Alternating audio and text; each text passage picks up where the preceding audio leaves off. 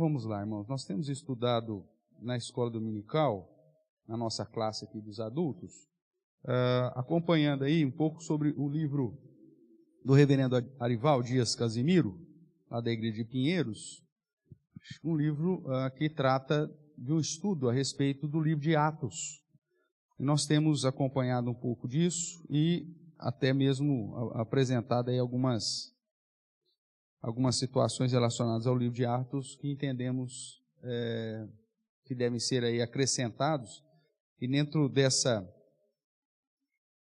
visão que nós temos estudado aqui, em especial no livro de Atos, nós vemos a ação do próprio Espírito Santo na igreja, com o compromisso que a igreja tem de ser instrumento no cumprimento da missão que o próprio Senhor nos confiou. O padrão de Deus, nós começamos uma sequência falando sobre igreja, né, há algum tempo, e já emendamos aqui com essa sequência do livro do reverendo Arival, mostrando que a igreja local, ela tem a sua importância e o seu padrão, né, estabelecido pelo próprio Deus. Em dias que nós vemos aí o crescimento de denominações, de igrejas e tudo quanto é sorte de, sei lá o que a gente pode dizer aqui, né? Há uma estimativa, nós escrevemos aquele artigo lá, porque existem tantas igrejas, se não me engano, 2012, 2013, sei lá quando que eu escrevi aquilo, e havia uma perspectiva que agora em 2022 nós alcançássemos aí um número recorde de igrejas e que os ditos evangélicos, né, passariam aí mais da metade da população brasileira. Como nós não tivemos o IBGE no último ano, né? Então nós não temos os dados reais, ou pelo menos mais próximos da realidade. Mas acredito aí que a gente deva ter atingido, se não 50%, estamos próximos disso, naquilo que tange a pesquisa relacionada à religião, chamados evangélicos. Agora, esse crescimento dito evangélico no nosso país realmente tem sido visto em mudanças que o evangelho deveria produzir na vida dessas pessoas que se dizem evangélicas? Eu sinto envergonhado, irmãos, quando as pessoas perguntam: você é evangélico? E é tão difícil a gente rotular o negócio, mas eu falo assim: olha, rapaz, depende do que você entende por evangélico, porque dependendo daquilo que você entende por evangélico, eu não sou isso não, eu não faço parte desse grupo não, porque a vida que Cristo nos apresenta, essa vida abundante no conhecimento das Escrituras, que gera mudança de vida, que gera prática ética e moral, que glorifica a Deus, que faz com que eu trate com Deus, com o meu próximo, e com tudo aquilo que está relacionado à minha vida de uma maneira tão distinta e tão diferente, na perspectiva de apontar que eu sirvo a um Deus, não tem sido a realidade dos nossos dias. As estatísticas mostram que os evangélicos têm crescido, mas ao mesmo tempo que o evangelho tem crescido, o divórcio tem crescido, a violência tem crescido, a corrupção, os abusos, as dificuldades. E eu falo assim: mas que evangélico é esse? Se você vai lá na empresa onde você trabalha, ou no contexto lá que você está inserido, tem certeza, sem medo de errar, tem um cara lá que se diz que é crente e que é o pior funcionário da sua empresa.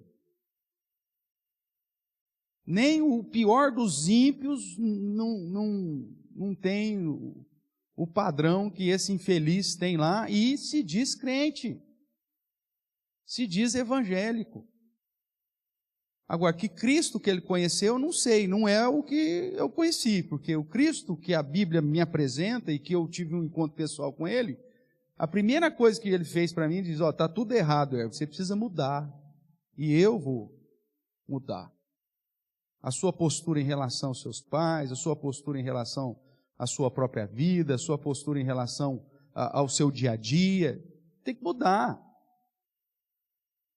Nós colocamos recentemente num daqueles pensamentos diários, né? Que a gente põe lá no grupo. Por que mataram Jesus? Se ele era tão bom, curava todo mundo, resolvia o problema de todo mundo, multidões, né? É porque ele confrontava. E o Evangelho confronta, e por isso que o verdadeiro Evangelho não tem feito diferença no nosso país. As pessoas têm procurado as igrejas ditas evangélicas porque estão atrás do seu próprio umbigo, estão atrás de resolver algum probleminha na sua própria vida, estão relacionados à prosperidade, a ganhar dinheiro, a ser curado de uma enfermidade que é uma consequência natural da vida, da escolha da vida daquela pessoa. Tem hora que eu fico até meio pasmado, né? O cara fumou a vida inteira, cara. O cara bebeu a vida inteira, o cara andou na promiscuidade a vida inteira. Aí chega lá no, sei lá eu quantos anos, ai, pastor, eu descobri que estou com câncer na laringe. O senhor ora por mim? Ora para quê? Pra você morrer logo. Porque você ainda vai ficar gastando meus impostos, cara.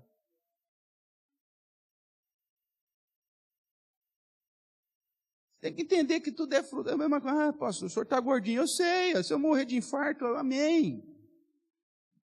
Talvez eu vou sofrer menos que outros. É fruto da minha escolha, eu sei disso. Agora, na hora que der um pepino aí, pastor, o colesterol está alto. Oh, Senhor, misericórdia. Mas quem comeu a carne de porco foi você, cara. Que evangelho é esse? Que joga tudo nas costas de Deus. E que a gente só quer bênção, bênção. O Senhor abençoa, o Senhor abençoa, o Senhor muda, o Senhor não sei o quê. Se eu não vivo o verdadeiro evangelho, eu quero ver, como o Roberto disse, né? Eu quero ver o Pai.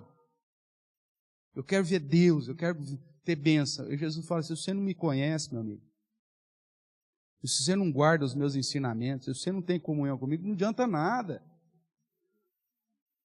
E é isso que nós estamos vivendo hoje, irmãos, como igreja. Então, quando nós tratamos um assunto, plante igrejas, mas não estamos falando de qualquer igreja. Porque denominações você tem aí milhares. Estima-se 500 mil igrejas. Você trupica em igreja. Não sei quantas igrejas são registradas por dia, na média. Porque a coisa mais fácil que se tem hoje é abrir uma igreja. E as pessoas fazem isso numa perspectiva puramente comercial. Você não vê as igrejas se prostrando diante do Evangelho, diante da verdade. Você ensina a palavra de Deus para a pessoa fala, é verdade. Ah, mas eu prefiro lá, porque lá fala menos de doutrina. Ah, eu prefiro lá, porque lá tem sinais. Mas é a sua vida, cara. E aí nós temos batido na tecla aqui, nessas últimas aulas, que não adianta querer andar com Deus e servir a Deus se você não vive de fato com Ele. Para fazer discípulo, você precisa ser o quê? Discípulo, não tem outro jeito. Agora, as igrejas de hoje, infelizmente, elas têm procurado seguidores, curtidas. E para isso, às vezes, fala aquilo que o povo quer ouvir. Promete aquilo que o povo está buscando. Vende um produto que agrada. E aí nós olhamos para o Evangelho ou para as Escrituras, você vê que a primeira coisa que a palavra de Deus faz é mostrar que nós precisamos nos arrepender. A mensagem do Evangelho, quando Jesus inicia o seu ministério na Galileia, é justamente pautada nessa premissa: arrependei-vos e crede. E aí, como fruto de um desvio do conhecimento bíblico, teológico, escriturístico, e como resultado de uma geração que foi muito mal discipulada, nós encontramos a igreja preocupada simplesmente com gente, no sentido de ter seguidores, e não preocupada com vidas, para fazer dessas vidas discípulos verdadeiros do Senhor. Então, quando nós falamos de plantar igreja, irmão, nós precisamos estar cientes de que não é qualquer igreja, porque hoje plantar igreja é a coisa mais fácil que tem. Tem um monte de gente louca para comprar o perdão. A dita igreja evangélica dos nossos dias faz a mesma coisa que a igreja católica fez na época da Reforma Protestante. Ela continua vendendo indulgências e penitências. Se você participar da campanha, Deus vai te abençoar. Se você fazer parte da corrente dos 516, vai. Se você fizer o voto, fidelidade, então geralmente esse voto está relacionado a dinheiro. Se você fizer o voto, compromisso, vai. Está vendendo indulgência da mesma forma que os católicos fizeram durante toda a vida. Estão criando as mesmas campanhas, criando os outros sacramentos. Hoje você compra a bênção. O imbecil vai lá e enche uma bexiguinha e vende a bexiguinha. O sopro profético. O outro vem, enche a boca de água, gospe dentro da sua boca. Tem vídeo na internet. E você paga por isso ainda. Então, a Bíblia diz que nós devemos fazer discípulos e plantar a igreja, irmãos, mas será que é isso que Jesus queria quando diz para ir e pregar o Evangelho a toda criatura e para o mundo inteiro? Essa gama de igrejas por aí que você não sabe nem no que eles de fato creem. E um monte de gente que se diz evangélico, mas não sabe nem a diferença de Antigo Testamento e Novo Testamento. Não sabe nada.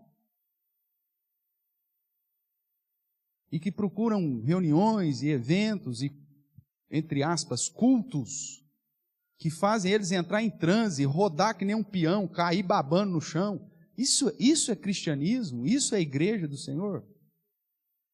Não é aquilo que o Senhor Jesus ensina.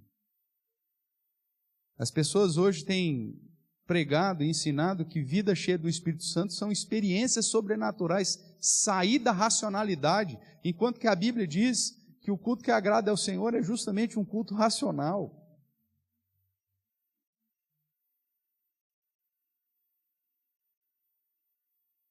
O Espírito Santo não é uma entidade qualquer que te tira do senso da lógica, do raciocínio, daquilo que você sabe que você está fazendo. Não é um demônio, irmãos. Não é um espírito, como se vê nas crenças espiritualistas, que vem, toma o cavalo, né? E o cara fala aquilo que ele acha que deve falar. Não é isso. O Espírito Santo é diferente. A Bíblia me ensina isso.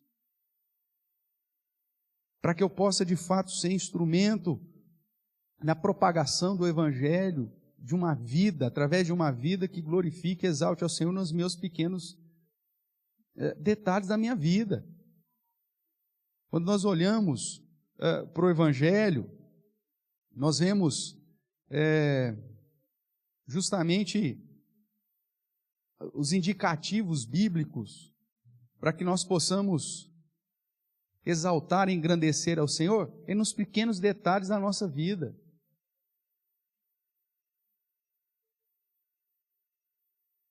É na prática diária, no modo como você lida com o irmão. Nós estamos estudando nos cultos à noite a primeira epístola, a primeira carta, a primeira epístola de João, que trata lá de 3 testes básicos e fundamentais para mostrar se você está andando de acordo com o padrão de Deus ou não. Então veja, plantar igrejas na perspectiva bíblica exige que você seja de fato a igreja, cheia do Espírito Santo e dentro de um padrão de vida ética, piedosa, moral, segundo a vontade do Senhor. O que nós temos visto nesse mundo por aí, as pessoas não plantando igrejas, mas reunindo grupos carentes de coisas terrenas e não de convívio e contato com o verdadeiro Senhor. Nesse sentido, irmãos, nós caminhamos. Eu convido você a abrir a palavra do Senhor lá em Atos. Nós vamos seguir aqui a nossa... Deixa eu ver qual que é o slide aqui, Gabriel, já para te conduzir para ele exatamente, né? Nós já caminhamos bastante aqui. Vimos já alguns princípios.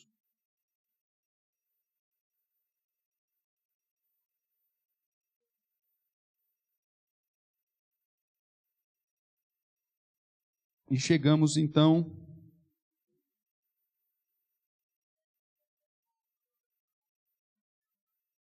na semana retrasada sobre o 4º princípio. Deixa eu pegar o resumo aqui, porque aí a gente... Isso. O slide é 42, viu, Gabriel? Se quiser ir direto lá. Então, irmãos, nessa caminhada que nós já fizemos no livro de Atos, abra aí Atos capítulo 1, verso 8. Atos 1, 8.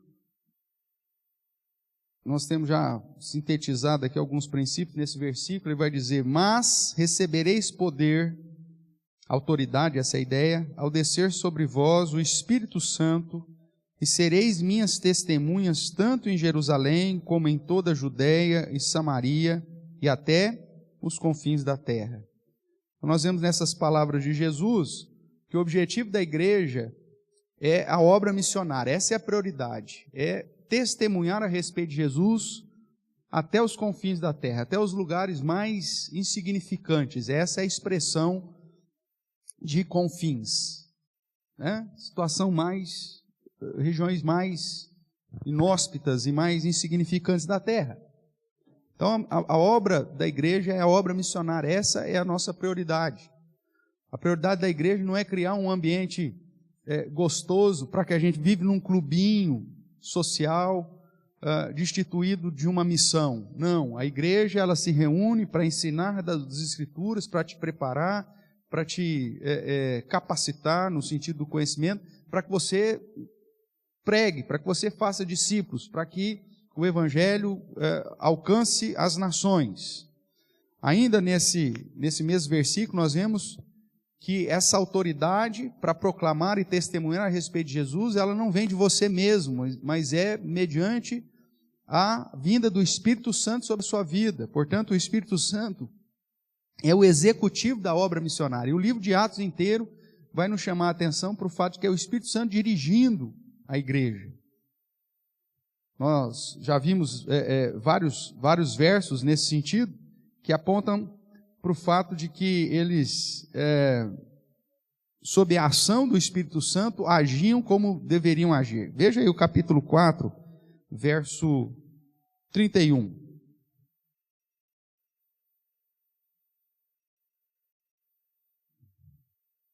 Atos capítulo 4, verso 31, vamos ler juntos? Diz assim a palavra do Senhor: tendo eles orado, tremeu o lugar onde estavam reunidos.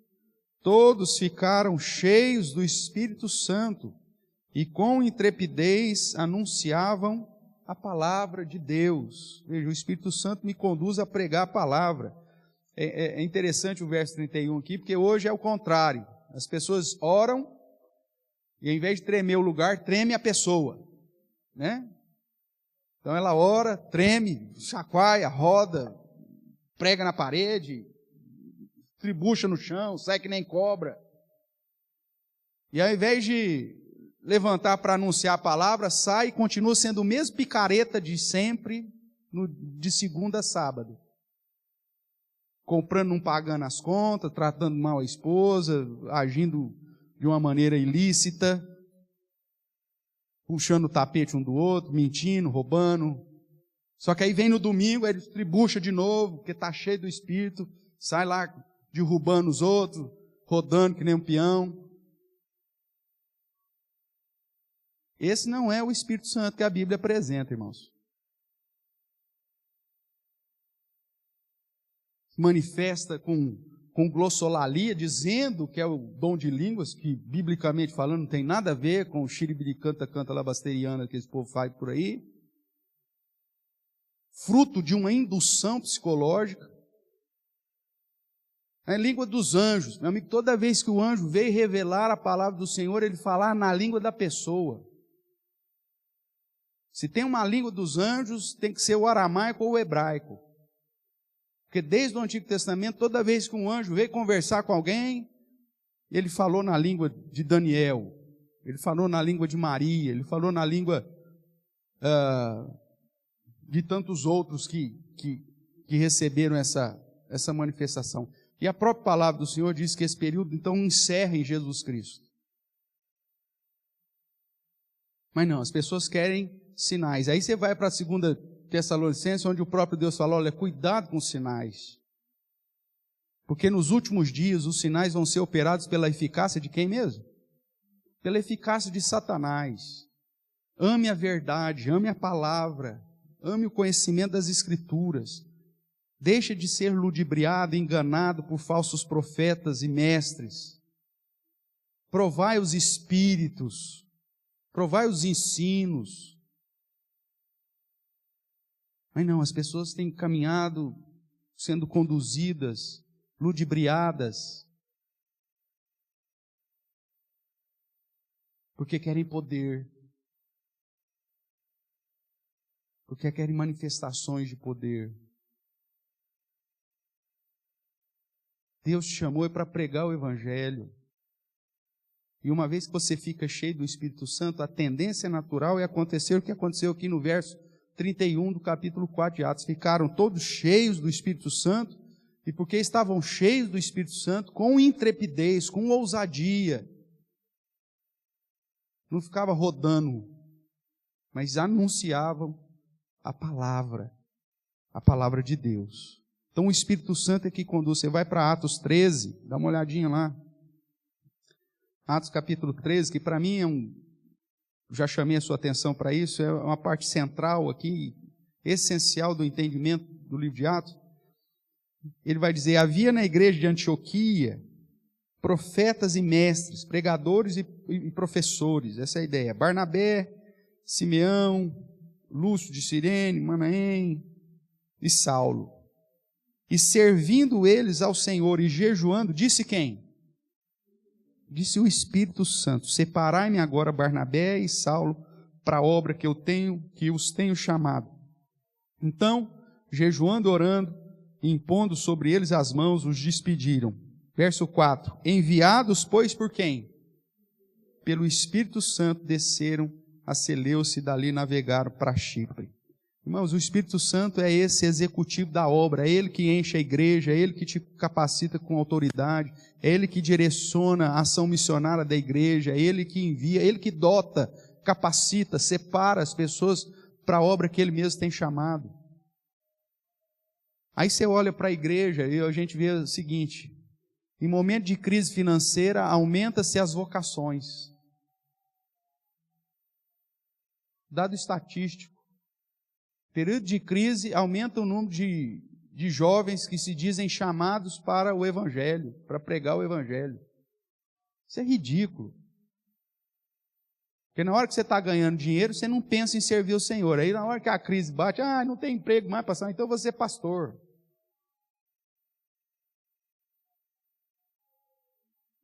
Aí você fala assim, meu Deus do céu, o que esses caras deixaram para servir o Senhor? Nada, não tinha nada, não tinha outra opção.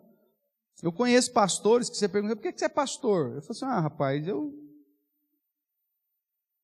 miserável lá no interior de Goiás, não tinha o que fazer na vida, isso é pastor. Vou ficar aqui capinando?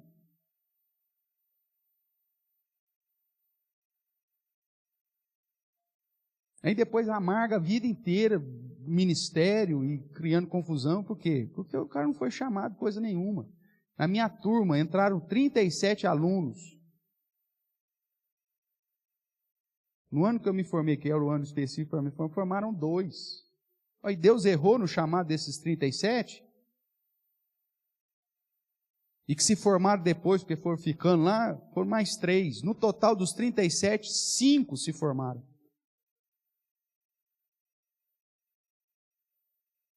E dos 5, 4 só atuam como pastores.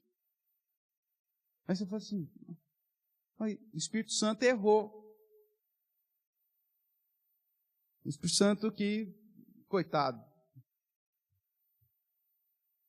errou, chamou, mas não era para chamar. Por que acontece um negócio desse?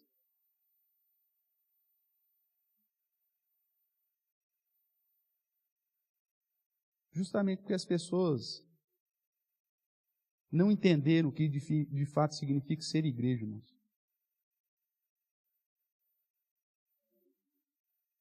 E desses tantos ainda que se formam, nós temos uma seguinte realidade, né? Só dentro da Igreja Presbiteriana do Brasil, cerca de 13 mil pontos de pregação, isso igreja, congregações e trabalhos que estão começando, e por volta aí de 6 a 8 mil obreiros, contando pastores e seminaristas. Então quer dizer, puxa vida, está faltando gente, tá? Só que aí você tem evangelistas, você tem não sei o que, tarará, deveria suprir. E aí você tem igreja com 10 pastores auxiliares, e você fala assim, tem uma igrejinha lá que não tem pastor nenhum, cara. Não, mas não, onde que é? Interior do Tocantins. Não. Não, eu quero ficar em São Paulo, ou então pelo menos em cidade que tem Mackenzie, porque aí meu filho estuda no colégio Mackenzie de graça, entendeu? Minha mulher vai fazer um curso lá, de graça. É tudo mercenário, meu amigo. O cara está preocupado com as coisas aqui, dessa terra.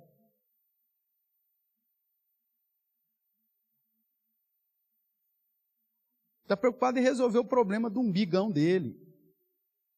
Aí você fala, o Espírito Santo errou? Não. A igreja errou, porque a igreja deveria correr atrás dessa situação. É a igreja que envia os seminaristas para o seminário. São as comissões do presbitério que analisam. Os pastores que não têm coragem de falar não. O cara é um tranqueiro dentro da igreja, chega para o pastor e fala assim, pastor, eu quero ser pastor. Qual que seria o papel desse líder, desse ser? Você fala, meu amigo, você não é nem ovelha, cara. Você não é nem discípulo. Vamos fazer o seguinte, vamos ficar aí 3 anos, e vamos ver como que é a sua vida aí. E a estrutura presbiteriana exige isso, que o cara precisa ter pelo menos 3 anos de vida local, de trabalho na igreja local, para ser considerado aspirante. Não é nem candidato ao presbitério, é para ser aspirante. Agora, o que os pastores fazem? Não, quebra o galho do cara.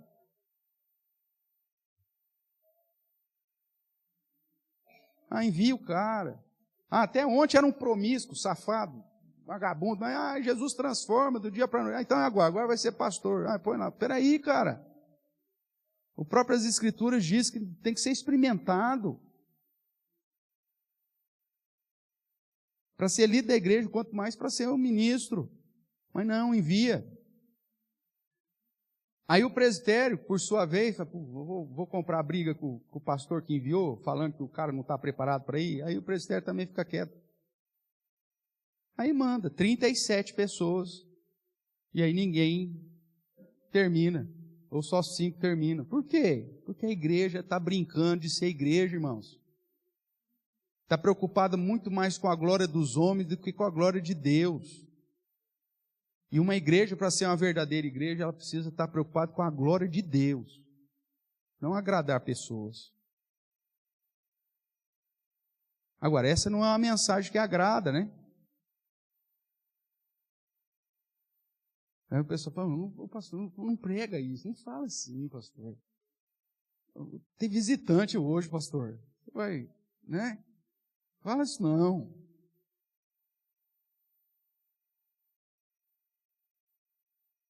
Mas a verdade do Evangelho é essa, meu irmão. E a igreja, ela precisa ser essa igreja que está pautada nos princípios das Escrituras. E aí nós vimos o terceiro ponto aí, que é a consagração, né? Apesar do slide estar aí a oração, nós trabalhamos, e eu mostrei aqui com os versos bíblicos, essa ideia da consagração como a chave para a obra missionária. Provei para você que oração vazia ou oração sozinha não vale nada. Hoje em dia, infelizmente, as orações são produtos de manipulação neurolinguística. Alguns pregadores já identificaram que eles podem usar, debaixo dessa espiritualidade, da oração para manipular a sua mente, o seu coração, e fazer com que você faça aquilo que eles queiram. É chamada oração forte. Né? Eu quase matei a Vani do coração aí, quando eu dei um exemplo aqui. Porque ele vai te motivar, ele vai encher o seu coração de adrenalina, ele vai deixar você agitadão com a oração dele, né? E se ele tiver a oportunidade de chamar à frente ainda, pôr o mãozão dele na sua cabeça ainda e apertar alguns pontos específicos do seu crânio, ele vai te deixar em êxtase. E você fala, meu Deus, aquela igreja, aquele pastor, que oração. E nada mais foi do que uma manipulação barata de um mercenário. A oração que Jesus nos ensina é uma oração de humildade, irmãos. A oração que o mercenário ensina é uma oração de apontar o dedo para Deus e falar, Senhor, eu declaro. Senhor, eu decreto. É uma oração de cobrança. O Senhor disse que se pedisse, o Senhor ia dar, então o Senhor se vira. Essa é uma oração mal educada que tem sido ensinada pelas igrejas por aí. Fui numa igreja, eu não sou convidado muito para a igreja pentecostal, mas uma certa vez me convidaram, e eu acho que é até por isso que não me convidam mais, né? Quem quer receber uma graça aqui agora? Aí todo mundo, porque só vai lá para receber graça. Aí eu peguei o texto de Filipenses e disse, foi-lhes dado a graça de padecer por Cristo. Estou aqui oferecendo a graça de padecer por Cristo. Quem quiser, vem aqui. Sorrisinho amarelo. Não vê ninguém. Irmãos, lê o texto comigo aí, ó. Foi-lhes dado a graça de padecer por Cristo. Quem quer receber essa graça? Vem aqui na frente. Vocês não levantaram a mão há 2 segundos atrás? Então vem cá.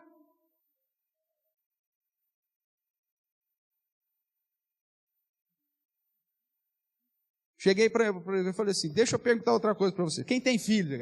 Levantou. Tá. Então vamos fazer o seguinte, eu vou ensinar o seu filho, que ele vai chegar em casa e falar assim, pai, eu quero um PlayStation 5 amanhã. E o senhor vai me dar. Porque eu decreto, eu declaro, eu exijo, em o nome de Jesus. A molecadinha já ficou tudo animada. Falou, agora vai. Eu falei, que pai aqui que aceitaria o filho chegar em casa e fazer um decreto, pôr o dedão no seu nariz e falar assim, pai, é amanhã. Você aceitaria? Seu filho te pôr contra a parede e exigir algum presente específico? E por que os pastores ensinam os crentes a chegar diante de Deus e falar, Senhor, eu decreto, eu declaro, eu exijo, em nome de Jesus? Deus é lá um menino de recado, que você dá fala grosso com ele, ele se mija todo? Não, meu irmão. Você está diante do Deus Todo-Poderoso, cara. Se você falar grosso com ele, você vai sair miando, falando fino depois, porque ele é o Deus Todo-Poderoso. Então essas oraçõezinhas que estão sendo vendidas por aí, na verdade não expressam uma vida de consagração. O que a Bíblia me apresenta como uma igreja séria é uma igreja que tem vida de consagração. Orava, jejuava, meditava na palavra, buscava a presença do Senhor. Tinha prazer em meditar na palavra de Deus, estudar, em tirar dúvidas, em perguntar, examinar as próprias escrituras, como os bereanos faziam, para ver se de fato era como Paulo estava pregando. Ou seja, é um processo totalmente diferente, irmãos. Vimos também que Deus escolheu como método para a obra missionária a pregação através da sua vida. O homem é o método que Deus escolheu para a obra missionária. Ele podia ter muito bem escolhido os anjos para pregar, ele podia muito bem, como Jesus ressurreto, estar aparecendo aí para as pessoas, falando, eu sou Jesus, e arrependei-vos e crede. Mas não, ele resolveu escolher os homens. Ele capacita homens e usa homens para a sua obra. Por isso que nós vimos aqui em Atos 13, o próprio Espírito Santo dizendo para a igreja de Antioquia, separai-me agora Barnabé e Saulo, Saulo nome voltado para o hebraico, depois Paulo num contexto mais grego, então Barnabé e Saulo para a obra a que os tenho chamado. O Senhor determinou usar homens e mulheres, como você, como eu, para pregar o Evangelho. Isso é igreja. Entender essa responsabilidade de cumprir a obra missionária. E assim nós chegamos, então, no quinto princípio, que é a pregação é o meio escolhido por Deus para promover a obra missionária. A pregação é o modo prescrito por Deus para salvar, santificar, encorajar e santificar a igreja, ou fortalecer a igreja. É um instrumento de Deus para a plantação e revitalização de igrejas. Hoje, o que as igrejas têm feito?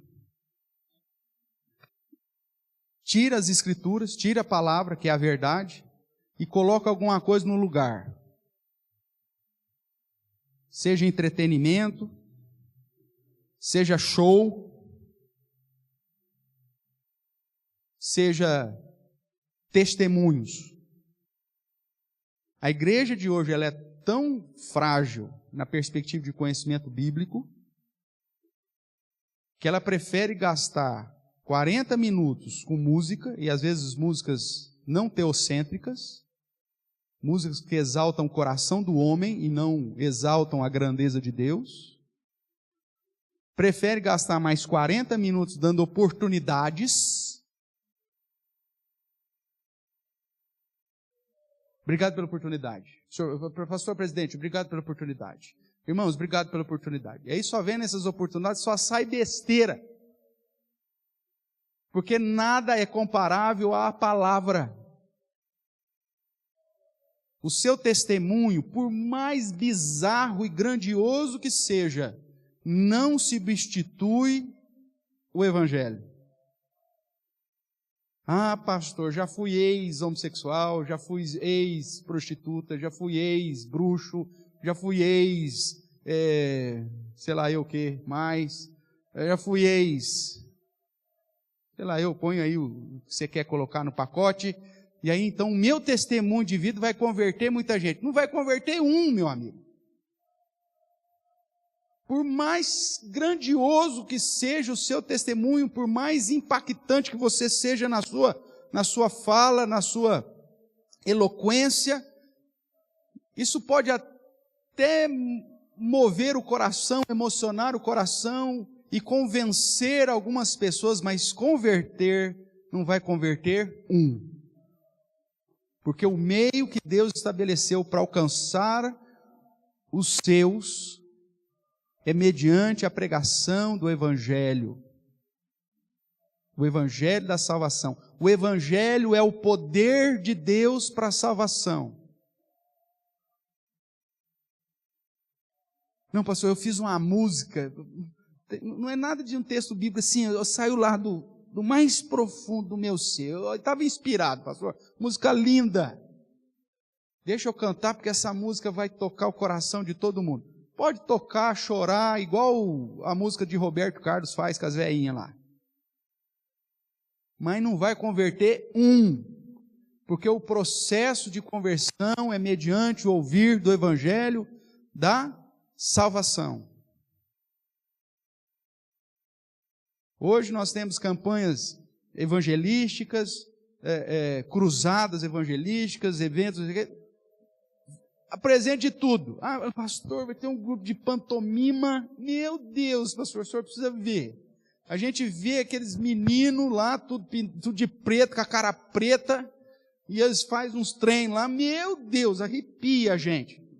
Tudo bem, meu amigo, vai ficar bonitão lá, mas não vai salvar porque o que Deus estabeleceu para alcançar os seus eleitos é a pregação da palavra. Não é a eloquência do pastor, não é a sua música, não é o coral, não é o testemunho. A pregação foi o modo que Deus estabeleceu para alcançar os seus. Fugindo um pouco aqui do livro de Atos, né? Só para reforçar, abra a sua Bíblia lá em Efésios, capítulo 1, verso 13.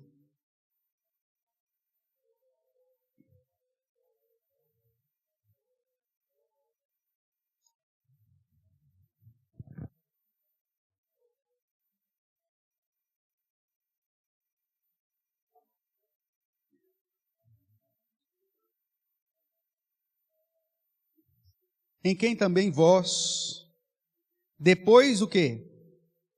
Que ouvistes o quê? Palavra da verdade. Para não ficar dúvida o que é a palavra da verdade, ele diz, entre vírgulas aí, para explicar o que é a palavra da verdade. O evangelho da vossa salvação. Então veja, depois que ouvistes a palavra da verdade, o evangelho da vossa salvação, tendo nele também crido no evangelho da vossa salvação, fostes o quê?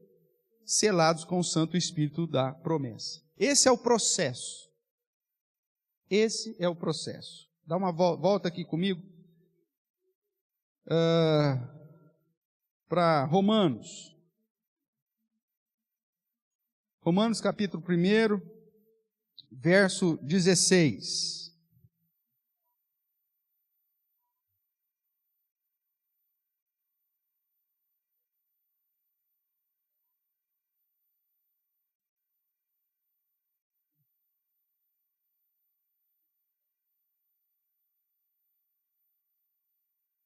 Romanos 1, verso 16, todos juntos? Diz assim: pois não me envergonho do evangelho, porque é o poder de Deus para a salvação de todo aquele que crê, primeiro do judeu e também do grego. Então qual que é o poder de Deus para a salvação? O evangelho. Não é o seu testemunho, meu amigo. Não é a sua experiência. É o evangelho. Se você vai ainda para Romanos, capítulo 9, capítulo 10, em especial capítulo 10, que vai falar a respeito da salvação,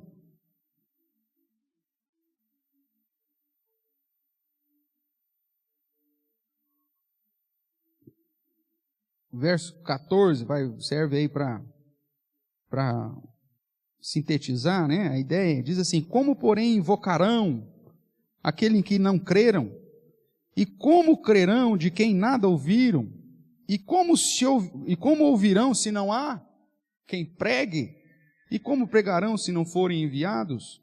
Como está escrito: conformosos são os pés do que anunciam coisas boas. Então veja, a ideia, verso 17 ainda do capítulo 10. E assim, a fé vem o quê? Vem pela pregação. E a pregação vem da onde? Da palavra de Cristo.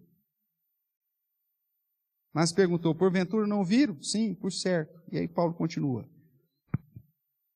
Como ouvirão se não há quem pregue? A fé vem pelo ouvir e ouvir do Evangelho, irmãos. As pessoas creem, são alcançadas pela graça irresistível, não pela sua historinha, não pela sua ilustraçãozinha, não pelo seu testemunho, no sentido de história, de conversão. Isso pode até servir para contar da sua experiência com Deus, mas o que vai alcançar o coração do perdido e trazê-lo para perto de Deus, determinado pelo próprio Senhor, é o Evangelho, que é o poder de Deus para a salvação. Não é outra coisa. Então, o quinto princípio aqui para plantar a igreja é: pregue o Evangelho. E o que nós temos visto hoje nas igrejas por aí? Prega-se o quê? Tudo, menos o Evangelho. As pregações são alegóricas, irmãos. Nós já temos batido nessa tecla com você, mas isso é terrível. A igreja presbiteriana do Brasil está inundada de pregadores alegóricos. Isso é uma desgraça. Pastor, que é isso? Sim, os teólogos reformados já afirmavam que a pregação alegórica ela é demoníaca. E sabe por que é demoníaca? Porque ela não apresenta o Evangelho para você. Ela te apresenta uma nuvem onde você escolhe aquilo que te agrada. É um Evangelho totalmente genérico, que não gera mudança de vida, que não te conduz a entender a vontade e o padrão de Deus estabelecido. A pregação alegórica é aquela cuja aplicação depende do seu entendimento e não do que aquilo que a Bíblia realmente está dizendo. O sermão expositivo, a pregação expositiva expõe aquilo que a Bíblia diz, quer você goste, quer não. O sermão alegórico manipula as Escrituras para que ele seja adaptado ao seu coração.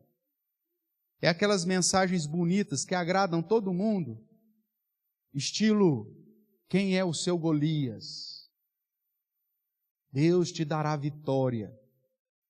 Mas não vai para o que o texto ensina a respeito daquilo lá. E aí o seu Golias pode ser o quem você quiser e o que você quiser.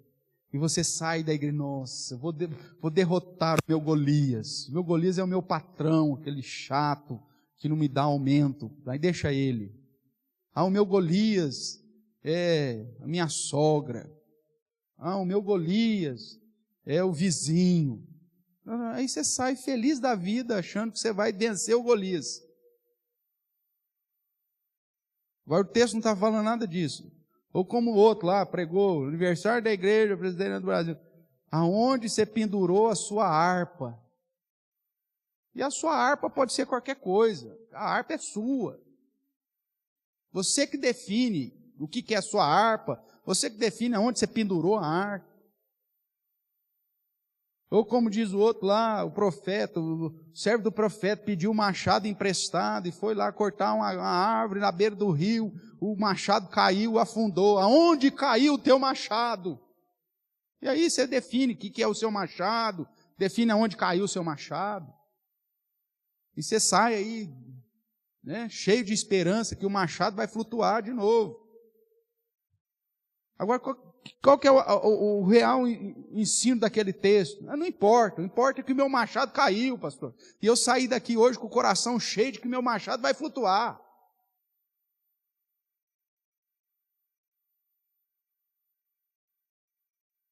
O que é? Sua empresa faliu, o machado da sua empresa faliu, vai flutuar, você vai ver. Olha, não faz uma administração correta, não, um planejamento correto, paga as coisas em dia, para você ver o que vai acontecer. O seu machado vai afundar mais. Não faça uma programação correta e pare de ficar tirando dinheiro lá para ficar comprando coisa para você. A empresa não é para ficar comprando coisa particular para você. Só fica investindo em sei lá o que, no seu hobby. Pastor, sou colecionador de carrinhos, tem 352 mil carrinhos, pago 10 mil em cada carrinho. Mas você tira do seu salário? Não, é a empresa. Então, vai afundar. Aí não adianta nada o pastor vir dizer que o seu machado vai flutuar, meu. O que é o seu machado?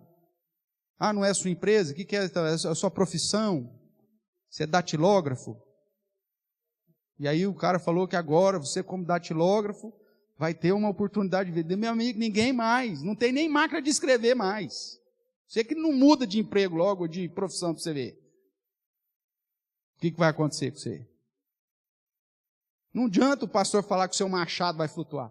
Porque isso é alegoria. Você identifica do jeito que você quer. São as pregações que todo mundo sai assim, ó, de sorriso a sorriso, que coisa linda. Só que aí você pergunta para um, mas o que o pastor pregou hoje? Ele vai falar do coração dele, porque é ele que entendeu. Você pergunta para o outro lado, o que o pastor pregou hoje? Ah, o pastor pregou isso aqui. Não tem nada a ver uma coisa com a outra. Porque o sermão alegórico, ele não ensina o que a Bíblia te ensina. Ele te conduz a identificar e interpretar aquilo que você quer. O Deus que você quer. E é por isso que nós temos tantas igrejas por aí, porque eles pregam aquilo que as pessoas querem ouvir.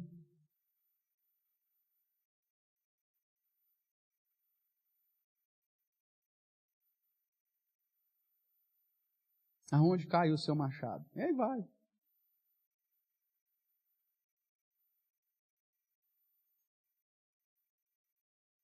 O princípio da palavra de Deus de uma igreja verdadeira é que essa igreja prega as Escrituras de uma maneira séria, de uma maneira fiel. Voltando para o livro de Atos, nesses minutos aí que nos restam, vamos fazer uma sequência aqui.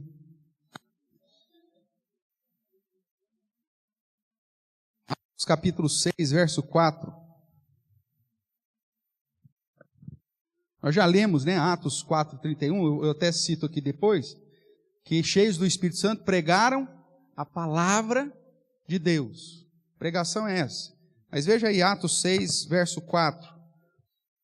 A igreja tinha crescido, os apóstolos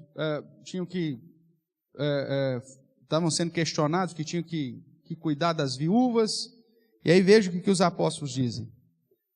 Quanto a nós, nos consagraremos à oração e ao ministério do quê? Ministério da palavra. Uma igreja séria, uma igreja bíblica, uma igreja temente a Deus, ela está fundamentada no ministério da palavra.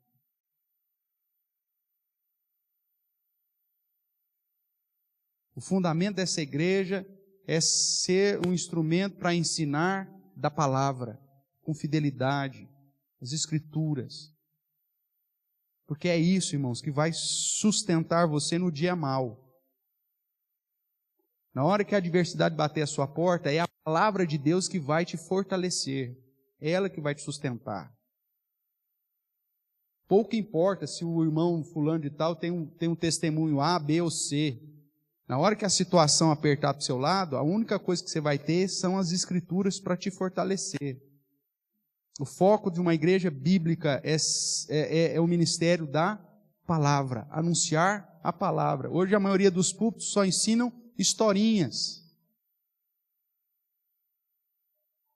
Você pergunta para a maioria das igrejas, que texto que o pastor pregou? Ah, não sei não, mas ele contou uma história, cara. Nossa, muito engraçado. Esse pastor é demais. Nossa, ele é demais, cara. Você precisa ouvir. Vai num clube, num teatro aí, assistir uma palestra qualquer que vai ter o mesmo efeito, cara. Você precisa da palavra. E a pregação foi o meio escolhido por Deus para promover a obra missionária. O 4:31 nós já citamos, vamos lá para 8:35.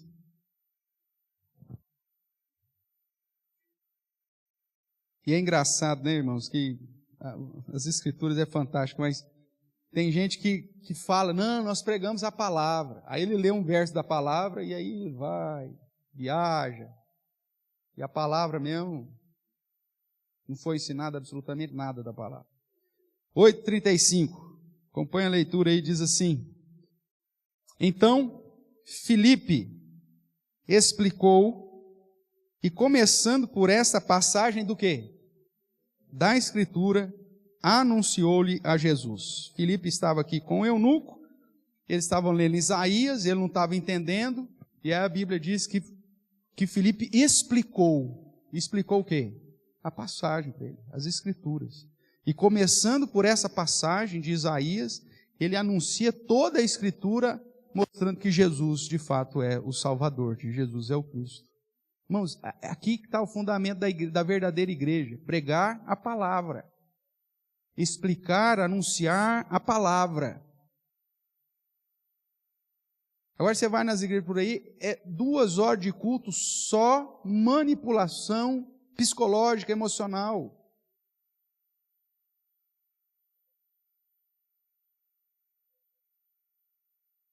Onde todo o ambiente é produzido. Agora a ideia, o foco é pintar tudo de preto, pôr luz, fumaça, né? Uma banda constante com diafragma musical para te emocionar. Tem algumas aí que pegam, fica um som no fim lá, parece que tem uma caixa de abelha lá. Outros então, o pastor, dependendo, na hora que eu for fazer o apelo, o tecladista tem que subir lá e fica. Aí o cara fica ali, tocando a musiquinha com você. E você fica ali emocionado daqueles acordes que são estudados e utilizados justamente para tocar o seu emocional. E aí o pastor fala baixo, ele fala alto de novo, fala de novo. E você fica ali. De repente um grita aleluia, meu amigo. Você sai a ponto de matar e morrer. É igual aquela historinha de filme de cowboy, que tá lá os índios, igual uma caixa de marimbondo. E aí todo mundo tocando. Aí um índio meio louco lá grita, ah! Aí sai todo mundo correndo em cima da cavalaria. É a mesma coisa. O cara morre sem saber porque morreu.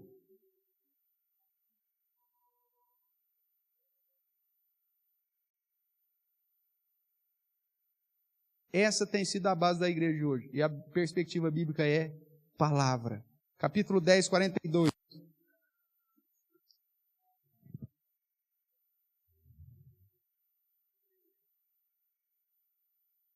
E nos mandou, aqui Pedro, né, explicando aqui para Cornélio, da missão que Jesus deu.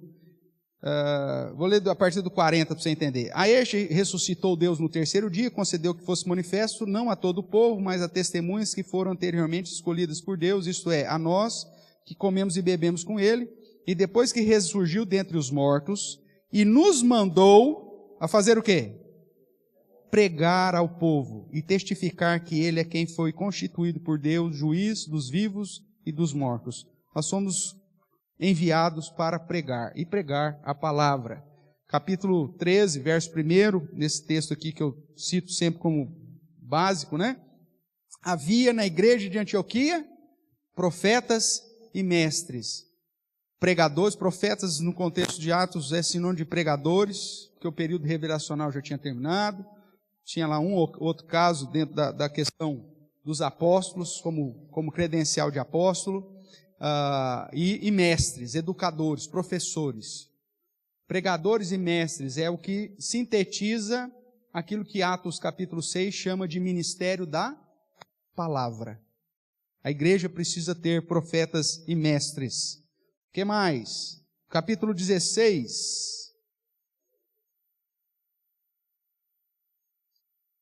31.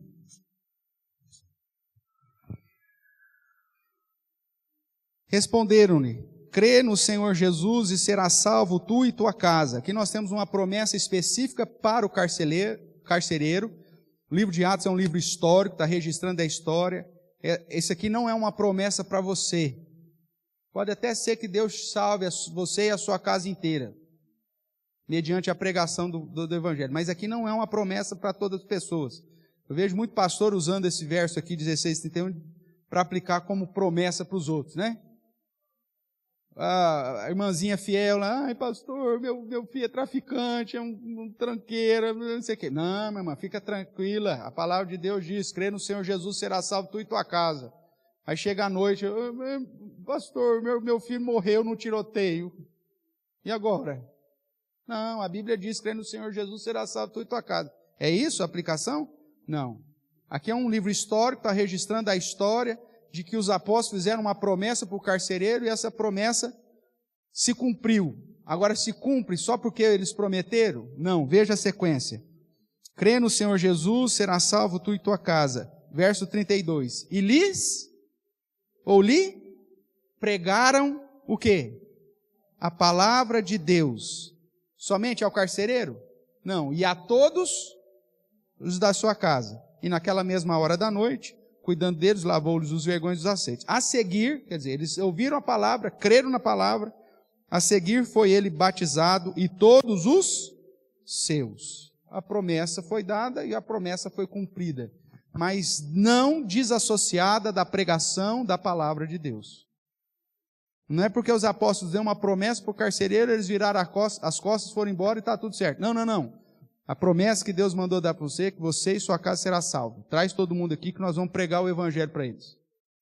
Pregou o evangelho para todo mundo, eles então se convertem mediante o ouvir da pregação, e aí então são batizados e por isso são salvos. Capítulo 19.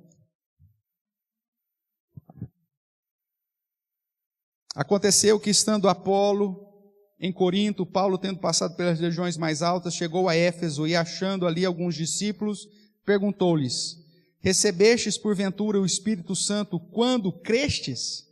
Ao que responderam: pelo contrário, nem mesmo ouvimos que existe o Espírito Santo. Então Paulo perguntou: em que, pois, fostes batizados? Responderam: no batismo de João.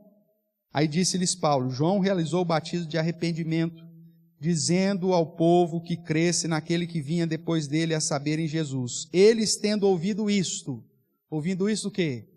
Que João batizou por arrependimento, mas que Jesus veio depois, e que João estava preparando o caminho do Senhor, e que Jesus é, portanto, o Salvador. Eles, tendo ouvido isso, o que aconteceu? Eles, tendo ouvido isso, foram batizados em nome do Senhor Jesus. E impondo-lhes Paulo as mãos, veio sobre eles o Espírito Santo, tanto falavam em línguas como profetizavam, e eram todos 12 homens. Esse texto é um texto icônico, porque apresenta o fato da diferença do batismo de João Batista, de imersão, de arrependimento, para o batismo de Jesus, com imposição de mãos, que é o batismo de aliança. Mas aponta de que mesmo aqueles que já haviam inseridos dentro de um contexto religioso, e que tinham até mesmo recebido já um conhecimento razoável bíblico, e procurado o batismo de arrependimento, foi necessário a estes que se pregasse a respeito de Jesus. E além de se pregar o evangelho a respeito de Jesus, foi necessário aplicar o batismo de Jesus. O batismo de João Batista não substitui o batismo de Jesus. Isso mediante a palavra. Nós vamos ver, se você depois estudar o capítulo 18, você vai ver Apolo, que era um eloquente pregador da palavra de Deus, mas o texto diz que ele só conhecia o batismo de João. E aí Áquila e Priscila chamaram ele e começaram a ensinar de um modo mais claro a respeito das Escrituras. É palavra, irmãos. É só o ensino da palavra que vai mudar a sua vida e que vai te conduzir mais para perto de Deus. E o último texto aí que eu separei, Atos 20, verso 26. O apóstolo Paulo, já conversando com os presbíteros de Éfeso, vai dizer assim no verso 26. Portanto, eu vos protesto no dia de hoje que estou limpo do sangue de todos, porque jamais deixei de vos anunciar o quê? Todo o desígnio de Deus. Ou seja, aqui aponta para a palavra de Deus. Paulo, depois de ensinar a igreja de Éfeso e os presbíteros, ele chegou: gente, estou indo embora, mas eu estou aqui diante de vocês dizendo: olha, eu não tenho mais responsabilidade nenhuma com vocês, porque eu já ensinei toda a palavra de Deus para vocês. Todos os desígnios de Deus que o Senhor me confiou, eu já ensinei. Porque o foco do ministério de Paulo era ensinar a respeito da palavra. Diz o texto que ele passa lá na escola de tirando 2 anos, ensinando toda noite. E aqui mesmo no texto ele diz: ó, de dia e de noite, eu ensinando vocês.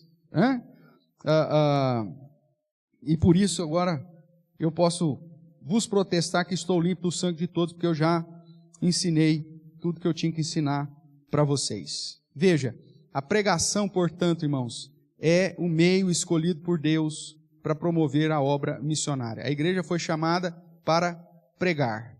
É uma ordem que Deus deu para a sua igreja, tem que ser uma prioridade para o que são ministros da igreja, têm que estar focados no ministério da palavra. O objetivo é esse.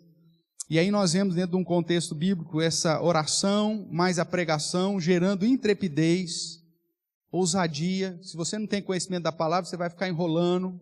Quanto mais conhecimento você tem, mais ousadia para ensinar você vai ter. E com conteúdo bíblico, teológico, doutrinário. Nós vemos em Atos 2 que eles perseveravam na doutrina dos apóstolos, ou seja, ensino, pregação. E aí vemos que Jesus é o tema principal dessa pregação poderosa, não as historinhas que a gente tem visto por aí. A pregação da palavra foi o meio escolhido por Deus para promover o crescimento do seu reino. A pregação da palavra é uma ordem dada pelo próprio Deus. Quando você vai para as cartas de Paulo a Timóteo e a Tito, que são cartas pastorais que chamam a atenção de como se proceder na igreja, e Paulo ensina aos jovens pastores Timóteo e Tito que a fidelidade à sã doutrina era algo inegociável e que eles deveriam pregar a palavra. Insta, quer seja oportuno, quer não, mas prega a palavra. Desse modo, irmãos, nós fechamos então o quinto princípio aí de uma igreja verdadeiramente bíblica. Ela tem a obra missionária como prioridade, ela está na dependência do Espírito Santo como executor da obra, a consagração é chave para que Deus nos use, o homem é o método de Deus para a obra missionária e a pregação é o meio escolhido por Deus para promover a obra missionária. Alguma pergunta?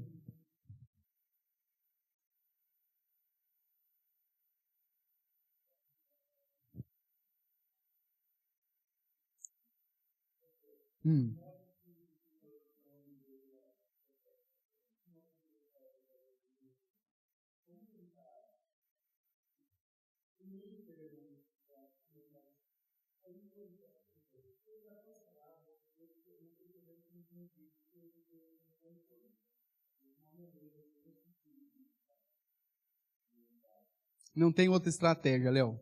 É a palavra. Porque se o cara está cego, e se a palavra não trouxer luz e entendimento ao cara, nada mais o fará.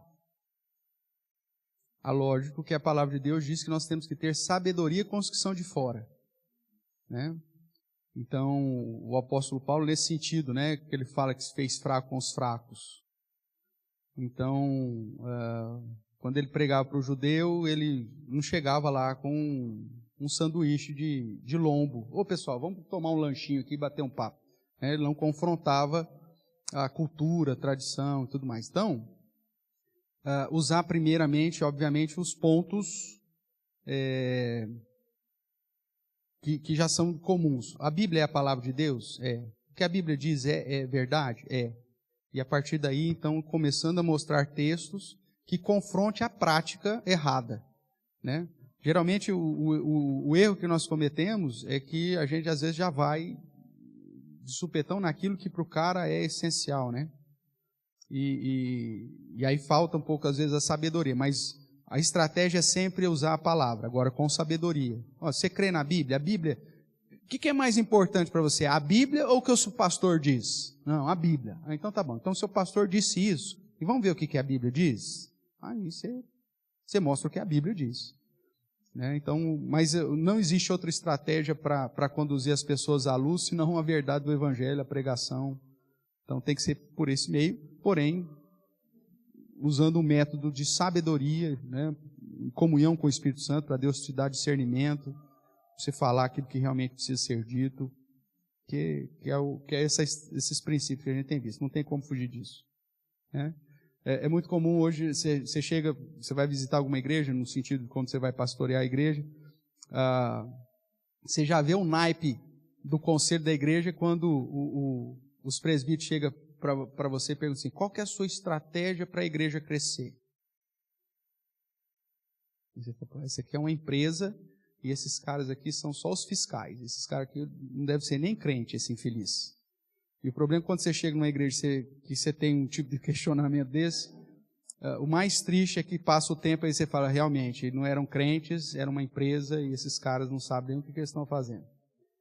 Que aí você fala, meu amigo, não tem outra estratégia senão ser fiel na pregação da palavra. Aí os caras que estão atrás de pragmatismo, de números, de crescimento de igreja a qualquer custo, ele fala, não, nós não queremos que o senhor pregue a palavra, nós queremos que o senhor conte histórias. Aí você fala, puxa, já era. Só o rebuliço do céu para mudar essa história aqui. Né? Infelizmente, isso está acontecendo em muitas igrejas. Tudo bem, irmãos? Foco na palavra. Conhecereis a verdade, e a verdade vos libertará, como o Roberto disse, né? E João 17:17, Senhor, santifica-os na verdade. A tua palavra é a verdade. Não tem outro meio, irmãos, para você crescer em conhecimento e comunhão com Deus, senão um conhecimento exaustivo da palavra. Fuja de igreja que não esteja fundamentada no ministério da palavra. Porque aquilo lá é ludibriação. Aquilo lá é show de auditório, mas não é igreja.